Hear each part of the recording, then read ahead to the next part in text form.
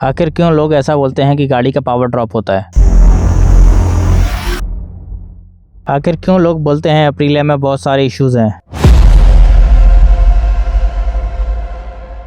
क्या अप्रीलिया सही में ख़रीदने लायक है या नहीं?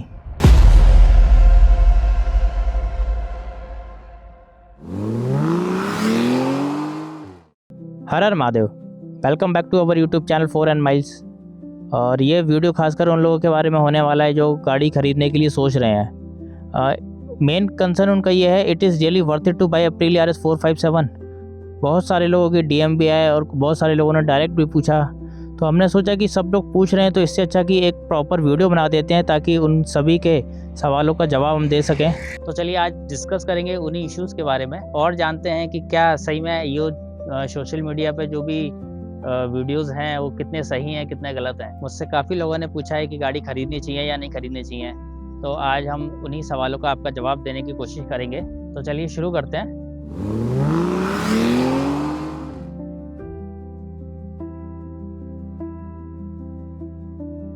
अगर आप अप्रीलिया RS 457 लेने की सोच रहे हो तो सबसे पहला पॉइंट आपके माइंड में यही होना चाहिए कि गाड़ी का इंजन और परफॉर्मेंस कैसा है। अगर मैं इसके इंजन की बात करूं तो ये एक 457cc liquid cool parallel twin engine है जो 47.5 bhp और 43.6 न्यूटन मीटर्स का टॉर्क जनरेट करता है, जो कि एक अच्छा खासा पावर है। और इसलिए इसको सेगमेंट किलर भी बोलते हैं, बिकॉज़ कि अगर मैं कंपेयर करूं और बाइकों के बारे में तो उससे ज़्यादा बेटर पावर और परफॉर्मेंस देता है। और अगर मैं गाड़ी के परफॉर्मेंस की बात करूं तो गाड़ी टोटली एक ट्रैक बाइक है, जो कि इसका अगर आपको फ़ील लेना है तो बिल्कुल हाईवे पर ही आपको फ़ील मिलेगा। और अगर आपके आसपास में हाईवे नहीं है और आप बिल्कुल सिटी में रह रहे हो तो ये गाड़ी मत लेना, बिकॉज़ इसका फ़ील आप नहीं ले पाओगे। और इसको और एनहेंस करता है इसका परफॉर्मेंस, इसका एरोडायनेमिक्स, जो कि हाईवे पे बिल्कुल गाड़ी को चिपका के रखता है और बिल्कुल भी उठने नहीं देता है या व्हील स्लिप नहीं होता है। बहुत लोग चाहते हैं कि मैं गाड़ी आगे से व्हीली मारूँ उठाऊँ, तो इसका ट्रैक्शन कंट्रोल उसके लिए आपको ऑफ़ करना पड़ेगा, बट वो करने की ज़रूरत नहीं है क्योंकि आपको एक सेफ़ राइड भी करना है साथ साथ, और उसके साथ साथ आपको एक गाड़ी का जो पावर है वो भी इंजॉय करना है। तो ट्राई करना है, वो सब नहीं करना है। और ये खास ध्यान रखना है कि ये एक हाईवे बाइक है। अगर आपके पास नहीं है, मैं फिर से रिपीट कर रहा हूँ, अगर आपके पास हाईवे नहीं है आपके आसपास तो इसको मत लेना, आप इंजॉय नहीं कर पाओगे, आपके पैसे वसूल नहीं होने वाले। और अब बात करते हैं गाड़ी के पावर ड्रॉप के बारे में, जो कि सोशल मीडिया पे सबसे ज़्यादा वीडियो सर्कुलेट होते हैं कि गाड़ी में पावर ड्रॉप हुआ, इंजन ब्लो हुआ। तो ये क्या है? मेरे समझ में यहाँ तक क्या है कि पावर ड्रॉप का मतलब ये है कि आप गाड़ी को एक्सीलरेट कर रहे हो और गाड़ी वो परफॉर्मेंस नहीं दे रही है, मतलब वो स्पीड पे आप जो चाह रहे हो वो स्पीड नहीं आ रही है इंजन में से। तो एक ये हो गया। दूसरा होता है इसका टॉप एंड, कि आप 5वें गियर पे 160 होने चाहिए और आप एक्सीलरेट कर रहे हो 6 गियर डालने के बाद, और गाड़ी वो उस स्पीड पे नहीं जा रही है और इंजन से सेम आवाज़ आ रही है। तो इन दो टाइप के जनरली मैंने वीडियोस देखे हैं जहाँ पे उस लेवल का परफॉर्मेंस नहीं निकला गाड़ी में से। तो ऐसा क्यों होता है? अगर मैं बात करूँ, मुझे ऐसा कोई इशू नहीं फेस करने को आया अभी तक, और मैंने 2 बार सर्विस भी करा चुका हूँ मैं गाड़ी की। मैंने मेरे सर्विस मैकेनिक से ये चीज़ पूछी थी कि ऐसा क्यों होता है। ऐसी बहुत सारे वीडियोस आते हैं जो कि मैंने उसको दिखाई भी थे, तो उसने मुझे 2-3 पॉइंट्स बताए थे जो कि मैं आपके साथ शेयर करता हूँ। पहला कि पेट्रोल चेंज होना, मतलब कि कभी आप पावर का यूज़ कर रहे हो, कभी सादा डाल रहे हो, कभी और कुछ डाल रहे हो, तो ये चीज़ आपको नहीं करनी है। आपको किसी एक पेट्रोल पंप या फिर किसी एक कंपनी का पेट्रोल पंप पकड़ लेना है और उसी से ही पेट्रोल डलवाना है और सादा ही डलवाना है। आपको कोई XP या पावर वगैरह किसी में नहीं जाना है। दूसरा है इसमें मॉडिफिकेशन।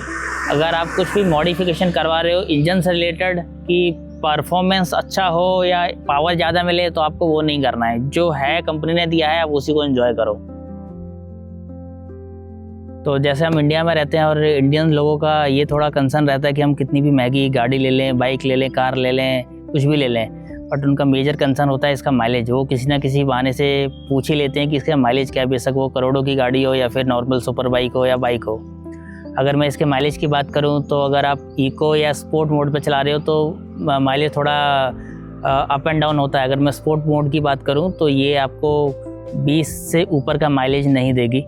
और अगर मैं इको मोड में अगर आप चलाते हो और नॉर्मल चलाते हो, ऐसा नहीं है कि इको मोड में गाड़ी रखने के बाद आपको 160-170 चला रहे हो, तो फिर माइलेज तो नहीं आएगा।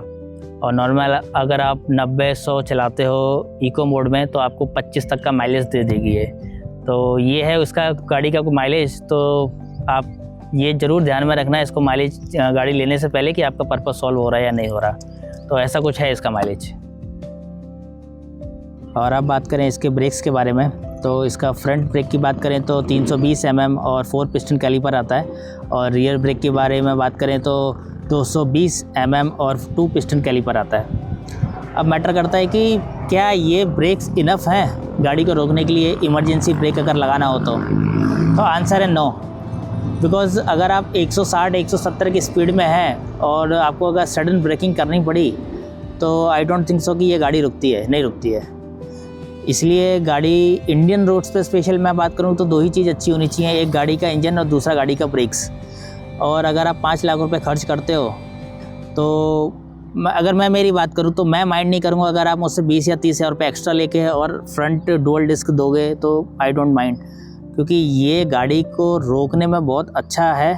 और जैसा आजकल आप वीडियो भी सर्कुलेट होते हैं सोशल मीडियाज़ पे कि रोड ऑड इवन है, सडनली कोई इंसान आ गया, कोई गाय आ गई, तो इंडिया में ये चीज़ बहुत कॉमन है। मतलब इसको अपन बहुत ज़्यादा है ना, मतलब वो नहीं करते हैं कि हाँ ये चीज़ नहीं होनी चाहिए, तो ये चीज़ हम ऐसे बोलते हैं कि जैसे बहुत चीज़ कॉमन है। तो अगर ये चीज़ कॉमन है तो उसकी सेफ्टी भी उस हिसाब से होनी चाहिए, जो कि नहीं है। तो ये चीज़ बेटर हो सकती थी इसमें। और आने वाले उसमें अगर अप्रीलिया मेरी बात सुन रहा हो तो अगर जो भी ऐड ऑन करना है, मैं पैसे की बात करूँ, उसमें अगर 20-30 या जो भी XYZ उनको ऐड ऑन करना हो वो करके अगर फ्रंट डुअल डिस्क दे सकते हैं तो इससे अच्छा कुछ नहीं हो सकता है। तो ये था इसके ब्रेक्स के बारे में, जो कि और बेटर की जा सकती है। यस।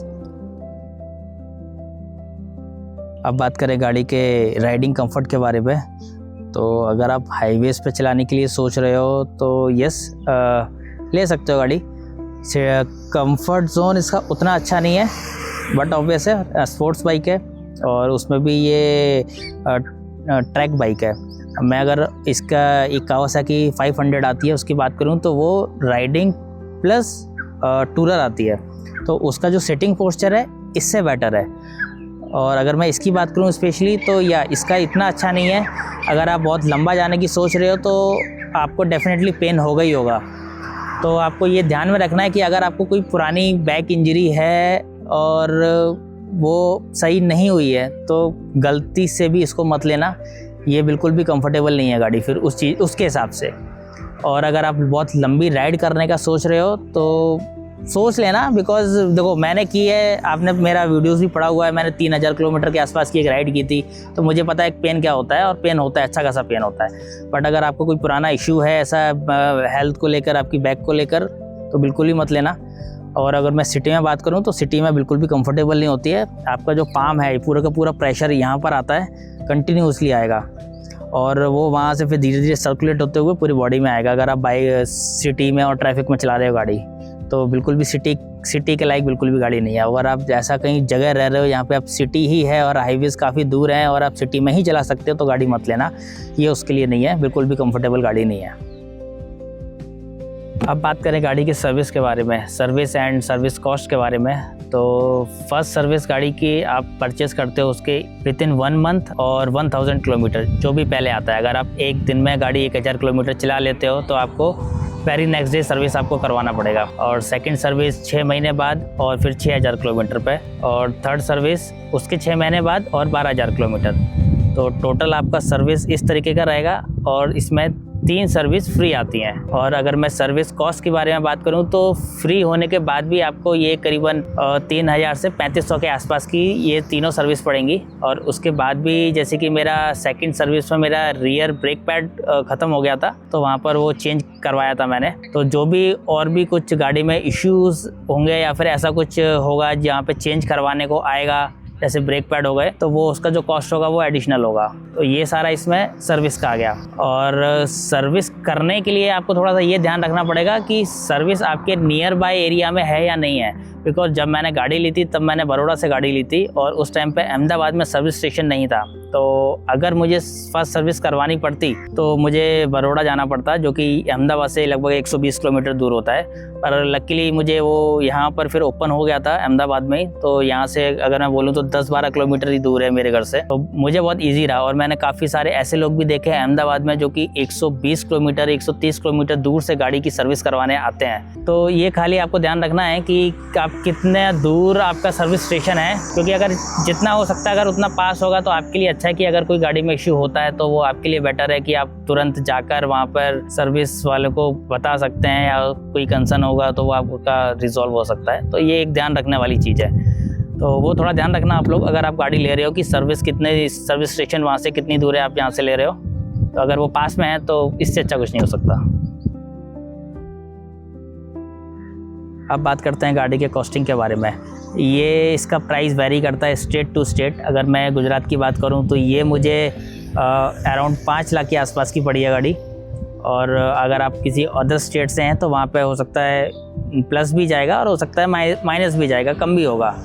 तो ये है इसका प्राइस कॉस्टिंग। और दूसरा, अगर आप इसको EMI में लेना चाहते हैं तो डिपेंड करेगा कि आपको इसका कितना इंस्टॉलमेंट में लेनी है गाड़ी। वो आप अपने बैंक के थ्रू या फिर जो वहाँ पे डीलर होते हैं, शोरूम में होते हैं, वहाँ पर भी एजेंट्स होते हैं जो कि आपका लोन पास करा के देते हैं, तो आप वहाँ से भी पता करके और ले सकते हो। दूसरा एक चीज़ मैं उसमें ऐड ऑन करना चाहूँगा, एक इंश्योरेंस है। इंश्योरेंस अगर आप गाड़ी के साथ लेते हो तो काफ़ी कॉस्टली पड़ता है, और आप वहाँ पर ये चीज़ बोल सकते हो कि इंश्योरेंस आप खुद कराओगे। मुझे नहीं पता था, उस टाइम पे आइडिया नहीं था, तो मैंने गाड़ी के साथ ही इंश्योरेंस जो आया था वो मैंने ले लिया था, और उसके बाद जब मैंने कराया तो मुझे तो बहुत ही ज़्यादा सस्ते में पड़ा। तो आप ट्राई करना, उनको ये क्लियर कट बोल देना कि इंश्योरेंस आप खुद से कराओगे तो आपको काफ़ी सस्ता भी पड़ेगा और आपको बहुत सारे पैसे बचेंगे भी। तो इस चीज़ का स्पेशली ध्यान रखना जब भी आप गाड़ी परचेस करने वाले हो। और मैं तो ये बोलता हूँ ये इसके अलावा अगर आप कोई XYZ कोई भी गाड़ी लेना चाह रहे हो, इंश्योरेंस हमेशा बाहर से ले लो, आपको बेनिफिट ही होगा। तो इस चीज़ का खास ध्यान रखना। अगर मैं 1 साल के एक्सपीरियंस की बात करूं, अगर मैं इसका ओनरशिप रिव्यू की बात करूं, तो मुझे अभी तक इस गाड़ी से रिलेटेड मुझे कोई भी इशू नहीं हुआ। जो मैंने आपको बताया ब्रेक्स का, तो यस वो थोड़ा है इशू, बाकी का उसके अलावा मैंने इसको हर कंडीशन में गाड़ी चलाई है। अगर मैं रेन की बात करूँ तो मैंने इसको रेन मोड में कम से कम नहीं तो 1000 किलोमीटर गाड़ी चलाई है रेन मोड में, और अच्छी खासी बारिश में चलाई है। स्पोर्ट की बात करूँ तो बहुत अच्छी खासी मैंने स्पोर्ट मोड पर भी चलाई है, और इको मोड पर तो मैं ज़्यादातर इसको चलाते ही रहता हूँ। तो तीनों के तीनों मोड अपने जगह बिल्कुल परफेक्टली काम करते हैं गाड़ी को लेकर। और उसके बाद अगर मैं इसके ओवरऑल परफॉर्मेंस की बात करूं तो ये अगर हर कोई भी गाड़ी में XYZ उठा लूं, हर किसी में कुछ ना कुछ इश्यू तो रहने वाले हैं। मैटर करता है कि आपका पर्पस सॉल्व हो रहा है या नहीं हो रहा है। आपको एक इस बजट में आपको एक अच्छा खासा राइडिंग एक्सपीरियंस मिल रहा है तो आप बेशक ले सकते हो। और उसके बाद अगर आप चाहते हो कि मैं एक बहुत अच्छा खासा एक्सपीरियंस शेयर करूं स्पीड के हिसाब से, कि मुझे बहुत अच्छा खासा परफॉर्मेंस मिलना चाहिए गाड़ी के हिसाब से, बहुत अच्छा एक्सेलरेशन मिलना चाहिए, तो यस ये सेगमेंट किलर इसको इसलिए बोलते हैं कि ये आपको लगभग